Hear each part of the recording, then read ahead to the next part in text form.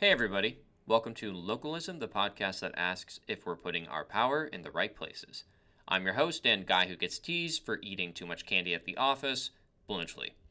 In today's episode, Legal Methods for Achieving Localism, Part 2, How to Amend the Federal Constitution. A bit of off-topic discussion to get us going. First of all, I apologize again, I seem to apologize a lot at the beginning of these episodes, for this episode getting out later than I had hoped. I had intended to kind of have a weekly schedule of every weekend I would release either a new podcast episode or a new short for the YouTube channel, but I got sick this past week, and that meant that I wasn't able to record, and so I'm only getting this to you the Sunday after I had hoped it would be released. So apologies for taking too long to get this out again. Second of all, I want to talk briefly about the past episode. I think the past episode, which was about amending state constitutions, turned out really well. It's almost impossible to capture all the little quirks of amending state constitutions in one hour-long episode. There are 50 states, and each one has its own fucked up little special way of doing things. But I'm hopeful that New York, California, Alaska, and Texas were a good enough sample to give sort of the whiff of how these things work. No matter where you live, amending your state constitution is probably going to involve some combination of the state legislature proposing amendments, state constitutional conventions with elected delegates proposing amendments, or people going around using the initiative power to collect signatures to get an amendment on the ballot. Like I said last episode, these issues about how much control ordinary people have over changing their form of state government and how easy it should be to disrupt established constitutional law really don't track our contemporary political borders. This is a completely different axis, one where people who are political enemies when it comes to almost every other political issue can still come together and work together on changing their form of state government to be more accountable and more responsive to the needs and desires of ordinary people like you and me. Okay, with that little preamble out of the way, let's get into the episode proper.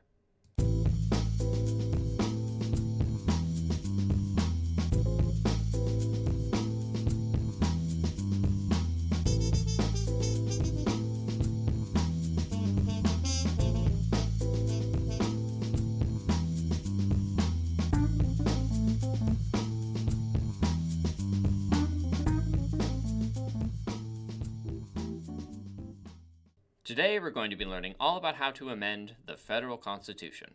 That's the capital C Constitution, the one that applies everywhere in the country equally and that contains such bangers as the First Amendment right of free speech and the Second Amendment right to bear arms. Can't be that hard, right? I mean, we've done it 27 times already. Okay, technically we did the first 10 amendments all in one go when the states ratified the Bill of Rights, so not quite that many times. And one of our amendments was dedicated to overriding another amendment, prohibition. And also, we haven't passed an amendment in over 30 years. The last one was the 27th Amendment, which made the very based change that whenever people in Congress vote to increase the pay of congressional representatives, that change doesn't take effect until after the next federal election. Basically, it keeps people in the federal Congress from passing laws that give themselves raises immediately. Pretty cool. What were we talking about? Right. Amending the federal constitution. The point is, amending the Constitution is a practice with historical precedent. It's a big goal, but it is demonstrably achievable under the right political conditions. What are those conditions? We'll get into them in just a little bit. First, let's answer a threshold question. Localism is all about the expansion of local authority and changing how things are done in your local government. Why do we care about the federal Constitution? Isn't that a little above the pay grade of just wanting to be able to vote on more stuff more democratically and more close to home? Well, if that's what you're thinking, you're half right. Remember that there are two possible forms that localism can take, or at least two possible forms that I've proposed. One of those, the reformist model, involves adding a kind of 10th Amendment equivalent to state constitutions that says all powers not delegated to state governments still belong to local governments, and local governments can exercise them. The reformist model of localism also involves passing a state constitutional amendment that says localities can legislate in matters of local concern, and legislation on such matters can't be preempted by state law, with matters of local concern being given a pretty broad definition. As you can see, both of these reformist model changes involve altering the relationship between state and local government, but don't alter anything about the relationship between local governments and the federal government. So when it comes to the reformist model of localism, there probably is no need to amend the federal constitution, and the Constitution isn't really something we need to worry about.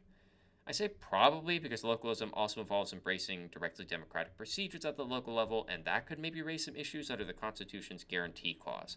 We did a whole episode on that a while back. It's the Is Direct Democracy Unconstitutional one. But that kind of somewhat out there theorizing aside, the federal constitution is hopefully irrelevant when it comes to the reformist model of localism. But that's not the case for the second model of localism, which I've been calling the absolute model. This model is much easier to explain because it's significantly more radical. Basically, the absolute model involves turning the current pyramid of preemption upside down and making local law the highest law of the land. In other words, have local law preempt inconsistent state and federal laws. This would require amending state constitutions, but would also definitely require amending the federal constitution in order to achieve the local law preempting federal law bit. So if you're interested in pursuing the absolute form of localism, then unfortunately, the question of how to amend the federal constitution is very relevant to your objectives. And if you aren't interested in localism at all, then, well, first of all, why are you listening? But second of all, please do keep listening anyway. The federal constitution is very interesting, and so is how to amend it. Having explained why localism, well, half of it anyway, cares about amending the federal constitution, let's actually explain how the amendment process works. As we'll see, the question how to amend the Constitution is sort of two questions rolled up into one. The first question is literally just, what's the legal process? What are the boxes that need to be checked in order to get Amendment 28 passed?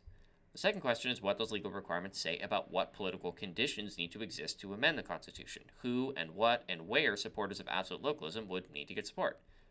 The second question in particular is a lot more complicated when it comes to the federal constitution versus a state constitution. The answer at the state level is generally just, I need most of the people in my state to support my amendment to the state constitution, and also maybe 2/3 of the legislature. The answer at the federal level will be a bit more involved. We'll sort of talk about these two questions in tandem. First, the law. Article 5 of the federal constitution sets out the amendment process. I'm just going to read you the whole thing, it's pretty short, and then we'll go back and look at the pieces in more detail. Quote, the Congress, whenever 2/3 of both houses shall deem it necessary, shall propose amendments to this Constitution, or, on the application of the legislatures of 2/3 of the several states, shall call a convention for proposing amendments, which, in either case, shall be valid to all intents and purposes as part of this Constitution when ratified by the legislatures of 3/4 of the several states, or by conventions in 3/4 thereof, as one or the other mode of ratification may be proposed by the Congress, provided that no amendment which may be made prior to the year 1808 shall in any manner affect the first and fourth clauses in the 9th section of the first article, and that no state, without its consent, shall be deprived of its equal suffrage in the Senate. So right off the bat, don't worry about all that stuff about no amendment made prior to 1808, etc., and also don't worry about the equal suffrage in the Senate thing. Those provisions aren't relevant to our purposes. We only care about the stuff before it. Let's start back from the beginning and go bit by bit. The way the amendment process gets started is by, quote, Congress, whenever 2/3 of both houses shall deem it necessary, shall propose amendments to this Constitution, or, on the application of the legislatures of 2/3 of the several states, shall call a convention for proposing amendments. As you can see, this means there are two permissible methods by which to propose an amendment to the federal Constitution. The first is for a supermajority of both houses to vote in favor of a proposal. The second is for 2/3 of state legislatures to apply to the Congress and say, hey, we want you to call a constitutional convention. Then the states elect delegates to the nationwide constitutional convention, and the convention makes amendment proposals. A few things about the second path, the one involving an application for a constitutional convention by states. First of all, don't quote me on this, but I'm pretty sure that a state legislature does not need a supermajority vote to apply to Congress for a constitutional convention. Just a simple majority of your state legislature needs to say, hey, let's apply to Congress for a convention, and then your state counts towards that 2/3 threshold. Second, while in theory it is possible for 2/3 of state legislatures to get Congress to call a constitutional convention, it hasn't actually ever been done in American history. Amendments have only ever been proposed by the federal Congress. Why is that? Well, for one, it's super difficult to get 2/3 of state legislatures to agree on pretty much anything. Like, think of how divided states are now. Is there anything on earth that you could get 2/3 of them to agree on? As for the other reason, well, that leads us to the third thing I want to mention about states applying to Congress for a constitutional convention. There's an important and very much live legal debate about constitutional conventions that makes some people and some political interests extremely uncomfortable about the idea of calling a convention. This debate is whether some party in this process, the applying states or Congress, are allowed to limit the subjects that delegates may consider at a proposal constitutional convention. Basically, the question is whether once you call a constitutional convention, can you tell the delegates, okay, you guys are limited to proposing amendments about one specific topic, and you can't make any other proposals? Or can the delegates propose amendments about whatever they want? You can see how not knowing the answer to this question could make people a little leery about the convention path for proposing amendments. Could be that state legislatures go, our state citizens really support a constitutional amendment that would impose term limits on federal congressmen. Let's apply to Congress for a state constitutional convention so our delegates can propose such an amendment. So 2/3 of state legislatures do this, and then Congress duly calls a convention. The delegates convene, and when all the dust settles, the convention doesn't present a proposal about congressional term limits. Instead, it presents a proposal to do some crazy shit like abolish the First and Second Amendments and claims that it isn't limited by the purposes for which the Constitutional Convention was called. Then everyone has to go fight about it in the federal courts for the better part of 5 years. You could see how this uncertainty makes for a much less straightforward and much less controllable way to propose amendments versus just 2/3 of both houses of Congress vote to propose this specific amendment. Okay, so that's the two methods of proposal. Either a supermajority vote in Congress or 2/3 of state legislatures applying to Congress for a constitutional convention where who knows what could happen. Now for approval. The relevant language says, after an amendment has been proposed, it, quote, shall be valid to all intents and purposes as part of this Constitution when ratified by the legislatures of 3/4 of the several states or by conventions in 3/4 thereof, as the one or the other mode of ratification may be proposed by the Congress. As this shows, just like there are two methods for proposing amendments, there are also two methods for approving those proposals, meaning there are technically 4 distinct possible ways to amend the federal Constitution. The two methods of approval are to either have state legislatures vote on whether to approve the amendment or to have a constitutional convention in each state where each state's delegates vote on whether to approve the amendment. There's quite a bit to unpack here. Let's start with arguably the most deceptively impactful language in this part of Article 5, the bit where it says the one or the other mode of ratification may be proposed by the Congress. Basically, that bit means that Congress, in all cases, gets to choose which method of ratification a proposed amendment has to be subject to. Congress gets to be the one that decides whether a proposed amendment has to run the gauntlet of state legislatures or the gauntlet of state constitutional conventions. And what this means politically is that if Congress wants to kill a proposed amendment, it can submit it to the ratification method that it thinks is most likely to result in the amendment being defeated. Imagine the following scenario. The people of America rally behind a proposed amendment to limit congressional terms. It enjoys widespread popular support. Some people in Congress tried to use the first proposal method, a congressional supermajority vote, to propose it, but it loses because only 51% of congressmen vote for it. Undeterred, the people of America lean on their state legislatures, and they managed to get 2/3 of the states to support the term limit amendment. This left Congress in a conundrum. Despite supposedly enjoying majority support when it came up for the proposal vote, in truth, most congressmen don't really want to pass this term limit amendment. They like their nice jobs. If there's a way to kill this amendment now that they're safely immunized by the fact that they aren't voting on it directly, they're going to find a way to do it. So in a beautiful show of bipartisanship, all the people in Congress get together and chat about which of these ratification methods are going to be the most likely one that will result in the term limit amendment losing. Congressmen decide that going through state legislatures is the safer bet. After all, the state politicians aren't stupid. If the people in D.C. have term limits, then suddenly state residents might start thinking that's a good idea to have at home, too. Sure, 2/3 of state legislatures supported the federal term limit amendment in order to propose it, but there is a pretty noticeable gap between 2/3 and 3/4. So there's a better chance of the amendment failing if Congress goes for that route instead of the state constitutional convention route. As such, state constitutional conventions might be full of one-time elected delegates that are more likely to be stinky normal people instead of career politicians, and thus will be less incentivized to oppose term limits. Because of this, Congress opts to put the term limit amendment down to 3/4 of state legislatures' approval route. Under that route, the pro-term limit amendment movement will need to get 38 state legislatures to approve the amendment. That's 4 more states than the original 34 state legislatures that supported the amendment. After much maneuvering by political parties and big money donors, the pro-term limit amendment movement manages to get just 37 states to support ratifying the amendment. So the amendment fails, despite the fact that an overwhelming majority of state legislatures and American citizens support it. It really just brings a patriotic tear to the eye, doesn't it? As this long, convoluted example shows, Congress being able to choose the ratification method gives Congress a degree of control over a proposed amendment's fate, and it can use that control to its own ill ends if given the opportunity. It also shows something else, something that happens to be the second takeaway I want to unpack from the ratification language in Article 5. Let me just quote the relevant selection of language again. After an amendment has been proposed, it shall be valid to all intents and purposes as part of this Constitution when ratified by the legislatures of 3/4 of the several states or by conventions and 3/4 thereof, as the one or the other mode of ratification may be proposed by the Congress. Okay.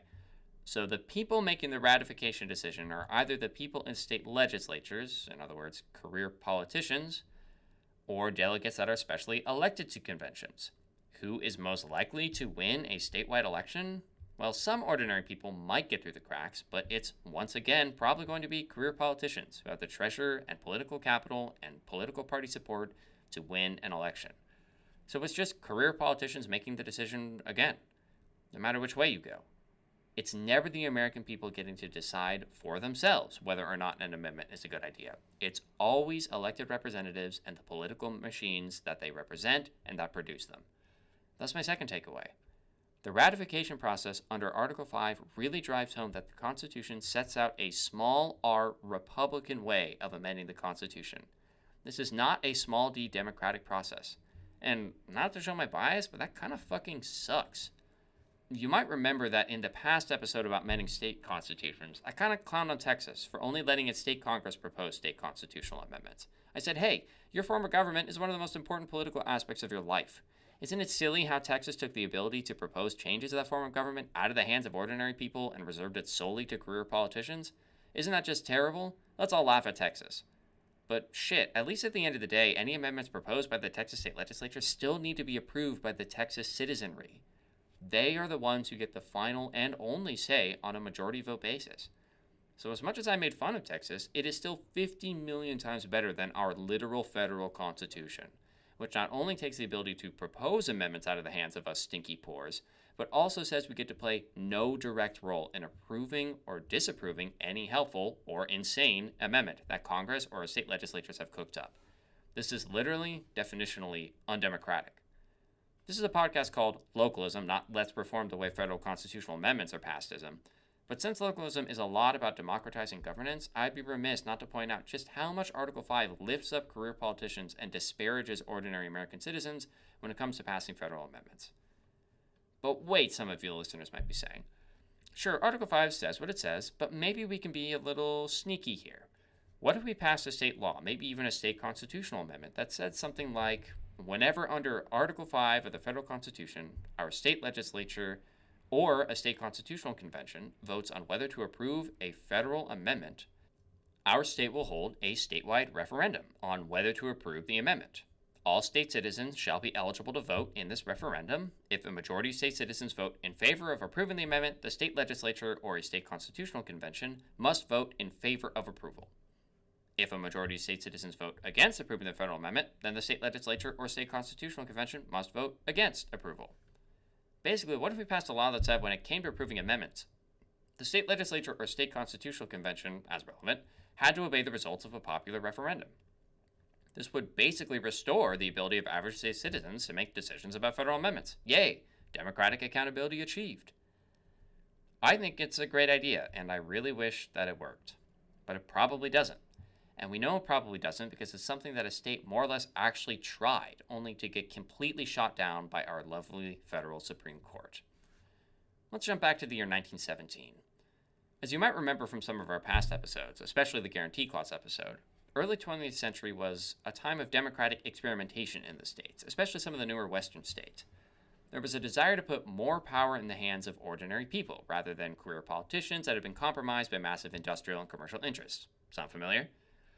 Remember that case, Pacific States Telephone v. Oregon, where a telephone company tried to argue that the ability for state citizens to pass laws via referendum made Oregon insufficiently Republican?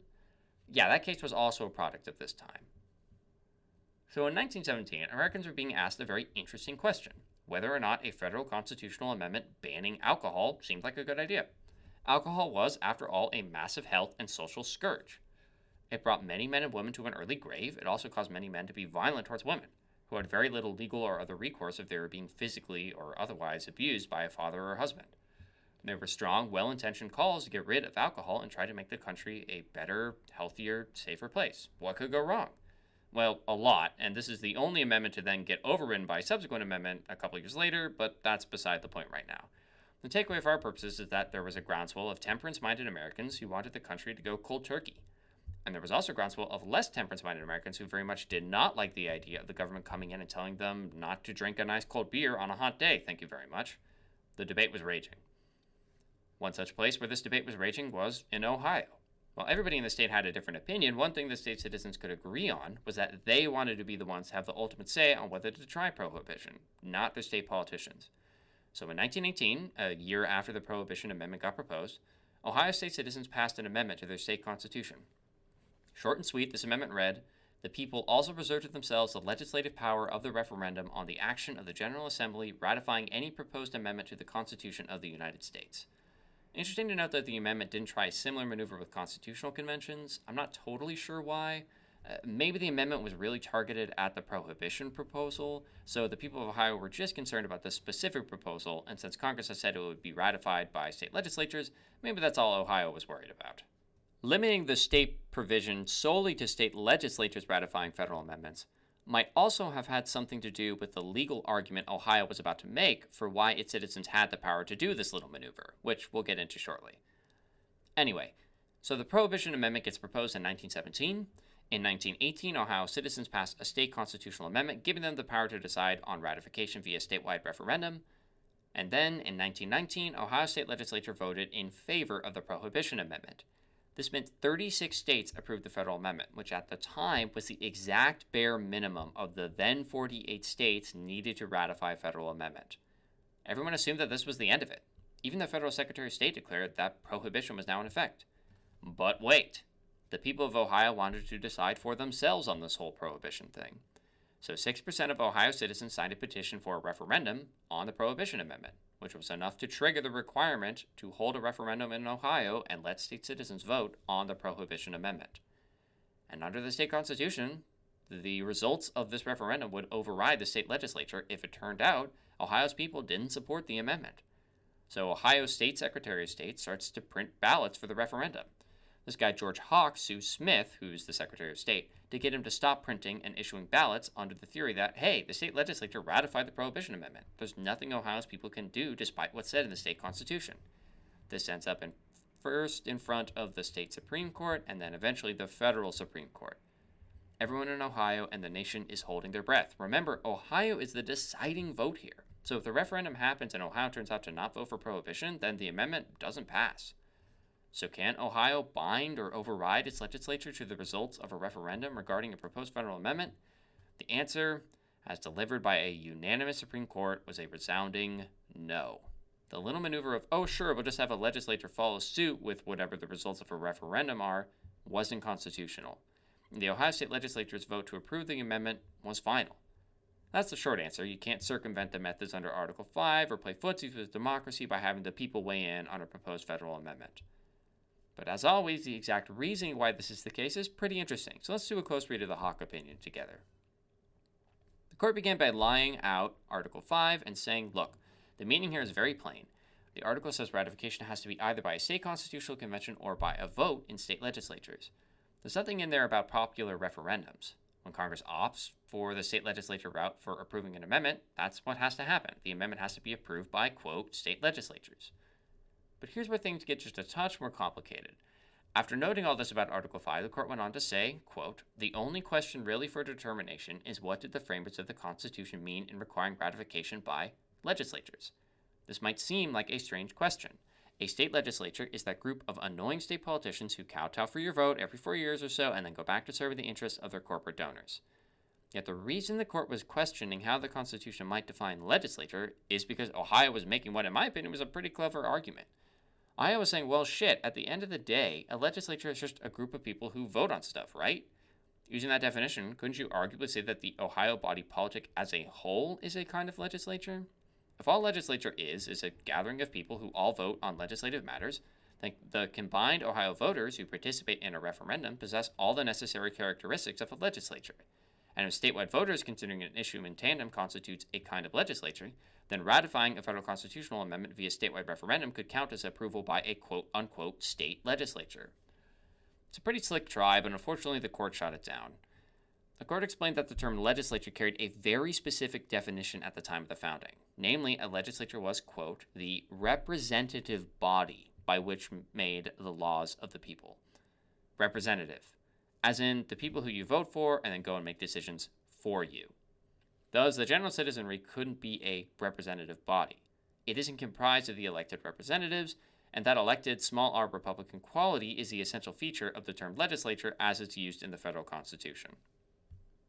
The court also pointed out that if the framers had wanted a state's people to be able to weigh in on a federal constitutional amendment rather than their state representatives, then the framers would have just said so. To reinforce this idea, the court gestured to parts of the Constitution where the framers did specifically say that the people should be the ones who decide, namely Article 1, Section 2, which provides for the elections to the House of Representatives via statewide vote of state citizens rather than, say, state legislatures.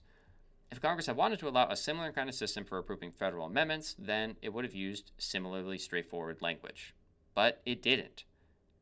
So the framers must not have intended for popular statewide votes to have a role to play in approving federal constitutional amendments.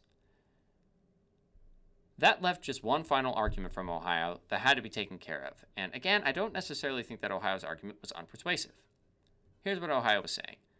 Yeah, okay, so state legislature really means old white dudes who we like to sit in the state capitol and collect paychecks. But where do state legislatures get their legislative power? Well, via delegations from state citizens. Any power the state legislature exercises is a power that originates in the people themselves. So how can it be that the state legislature is allowed to take an action that the people can't also take themselves directly? That doesn't make any sense. In order for the state legislature to act, it must be exercising a power that the people possess and chose to delegate to that legislature. Why is it wrong to cut out the middleman and have Ohio citizens exercise the legislative function themselves, a function the legislature only has because it came from the citizenry in the first place? The court also rejected this argument, though its reasoning is a little bit convoluted, so hopefully I can explain this right. The court didn't deny that when a legislature is performing a legislative function, the legislature is exercising a power delegated to it by state citizens. Instead, the court explained that when a state legislature is voting for or against approval of a federal constitutional amendment, it is not performing a legislative act. It is instead conveying an, quote, expression of the assent of the state to a proposed amendment. And the authority to convey this expression of assent did not arise from state citizens in the same way that, say, ordinary legislative authority does. Instead, the authority to express assent to federal amendments is conveyed by the federal Constitution itself. It is a power that the framers handed down from on high to the state legislatures using the Constitution as an instrument, not some power that inherently belongs to state citizens who then delegate that power to their legislature. So since the power to assent to federal constitutional amendments did not arise from state citizens, they could not reclaim that power or exercise it directly by approving or disapproving of federal amendments via a popular referendum. The point of this diversion into Hawk v. Smith is to drive home just how profoundly small r Republican the federal amendment process is. There's essentially no way to dodge the fact that an assembly of elected officials are going to be the ones that get to decide whether to ratify the amendment. That assembly may be state legislatures, it may be specially convened constitutional conventions with elected delegates, but unless you're a very unusual case, the decision maker won't be you, or your spouse, or anyone in your family, or your neighbors, or your friends. It's going to be someone with the political and financial capital to win a statewide election and play the political game. In this sense, the federal Constitution makes even the most restrictive state constitution look positively democratic in comparison. To finish up here, let's talk about two takeaways from what we've learned about the Article 5 amendment process. First, given that amending the federal Constitution is only something that absolutist localism requires, how, if at all, should we think about absolutist localism differently in light of the particular hurdles that the Article 5 amendment process presents? Second, given that Article 5 lays out no less than 4 different paths to getting a federal amendment passed, which do I think is the most likely way, the most likely path that an absolute localist amendment could travel? Starting with the first takeaway, I think there's no way around it. The need to amend the federal Constitution makes absolute localism several orders of magnitude more difficult to achieve than the purely state-level reformist localism. Amending the federal Constitution is a massive endeavor that inevitably implicates nationwide politics. It requires overcoming a supermajority support of state legislatures or the federal Congress just to get in the door. From there, you have to get an eye-popping 3/4 of states to agree that an amendment is worthwhile. In modern America, I can't think really of a single way to get 3/4 of states to agree with each other on anything, much less the complete realignment and inversion of hierarchy that absolute localism represents. Let's not put too fine a point on it. Unless something in the national mood vastly changes, absolute localism is impossible to achieve. It is essentially a utopian proposition. Not to go on a tangent, but does that mean we shouldn't still analyze it seriously as a proposal? Of course not. The mere fact that a vision is utopian does not mean that it is unworthy of study or easily dismissed. There is so much to learn by considering utopian proposals, weighing what makes them fairer or simpler or more just than our all too real world. Through this analysis and contrast and contradiction, we can learn what parts of our current life and society must change, and be motivated to seek solutions that, while perhaps not reaching the heady heights of the full utopian vision, still represent an improvement over how things used to be. Utopianism has always played a part in world events and societal change. Let me be just a little bit cringe here, or at least more cringe than usual, and share a quote that I have thought about often while writing for this podcast. Famed Irish author and playwright Oscar Wilde tells us that, quote, "A map of the world that does not include utopia is not worth even glancing at, for it leaves out the one country at which humanity is always landing. And when humanity lands there, it looks out, and, seeing a better country, sets sail.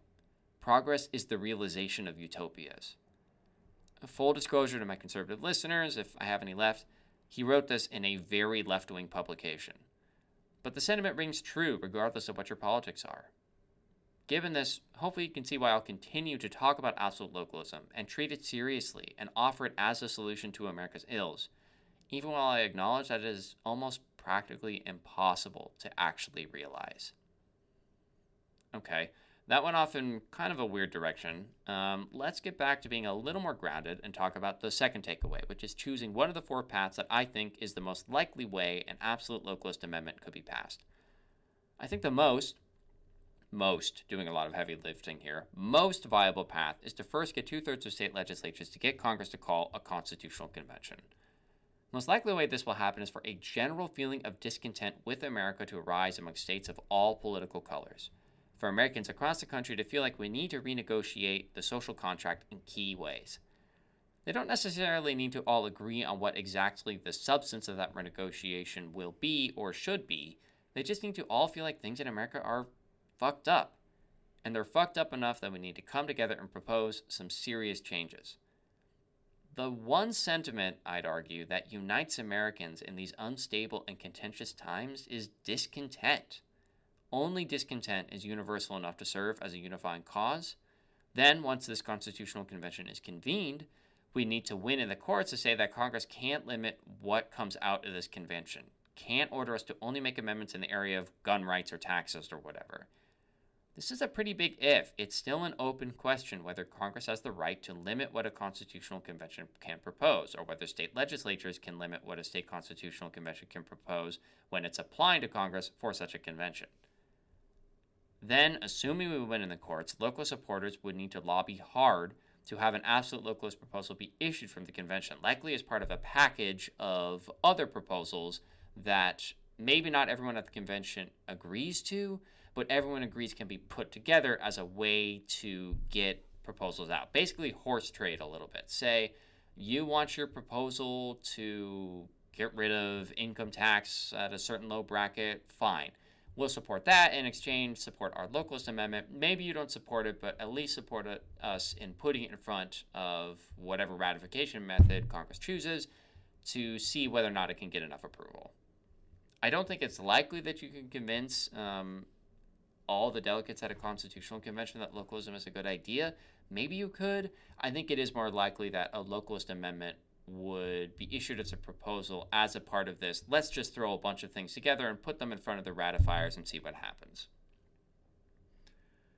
So assuming that we actually manage to get such a proposal to issue, then I think the ratification method that is most likely to result in the amendment passing is ratification via convention. The delegates to these ratifying conventions may have some overlap with the delegates to the proposing convention, and the delegates to the proposing convention are probably more likely to support the amendment proposals that issued from the convention they were a part of. Delegates are, all things equal, also more likely, again, more doing a lot of lifting here, but more likely to include people who aren't as entrenched in current party politics as opposed to the people who currently are occupying state legislatures. Federal constitutional conventions are essentially unprecedented. Those unprecedented circumstances could result in a very different kind of individual who makes an attractive delegate, as opposed to the people who normally win state or federal elections. But of course, at the end of the day, Congress is the one who gets to decide what ratification method is used. And Congress would absolutely want to see an absolute localist amendment die an ugly death, as the passage of such an amendment and the achievement of absolute localism would turn Congress into a much less powerful institution. So even under the miraculous conditions that would allow a constitutional convention and then allow that constitutional convention to propose a localist amendment, it would take a second full-blown miracle for the amendment to survive whichever the two ratification methods Congress chooses to put it through. 2 miracles. 2 lightning strikes. Easy enough, right? And with that, we're at the end of today's show. Next time, amending state and federal constitutions are certainly 2 very important arrows in the legal quiver of how to achieve localism. But they aren't the only arrows. There's another path that localism could choose to take, one that is just as difficult in its own way as amending a constitution, but also avoids some of the most challenging features of amending a constitution, state or federal, while also allowing localism to take advantage of some current divides that America faces. After all, rather than trying to change how things work in your entire state, what if you just left your current state behind in favor of creating a new political entity that could be localist from the outset? Come back for next week's episode to learn about state separation, the process by which states can be split apart to form 2 or more new states. If that sounds interesting, be sure to catch the next episode on Spotify or YouTube, and feel free to drop me a question or comment at localistpod@gmail.com. That's localist with a T, pod@gmail.com. Catch you then.